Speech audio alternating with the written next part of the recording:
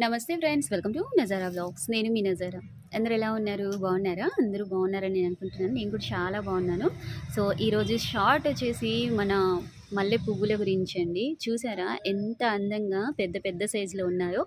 So, ప్రతి స్టెమ్‌కి కూడా మొగ్గలనేవి start అయిపోయాయి. అవి ఎంతో హెల్తీగా గ్రోత్ అవ్వడం జరుగుతుంది. సో, మనం ఏమైతే ఆర్గానిక్ ఫెర్టిలైజర్స్ ఇస్తున్నామో వాటి యొక్క గ్రోతేనండి. ఆ ఆర్గానిక్ ఫెర్టిలైజర్స్‌లో భాగంగా మన మొక్కలకి ఇంకా ఎక్కువ న్యూట్రిషన్స్ ఇచ్చేది దానిమ్మ పీల్స్ అండి. సో, దానిమ్మ పీల్స్‌ని ఎండబెట్టేసి దాన్ని పౌడర్ రూపంలో జస్ట్ ఒక 10 డేస్‌కి ఒకసారి ఆ పౌడర్‌ని సాయిల్ భాగంలో ఇచ్చేసినట్లయితే ఎంతో న్యూట్రిషన్స్ అనేది మన మల్లె మొక్క తీసుకోవడం జరుగుతది. సో, రెగ్యులర్ ఫెర్టిలైజర్స్, ఆర్గానిక్ ఫెర్టిలైజర్స్‌ని కంటిన్యూ చేస్తా ఈ దానిమ్మ పీల్ పౌడర్‌ని ఇచ్చేసేయండి 10 డేస్‌కి ఒకసారి.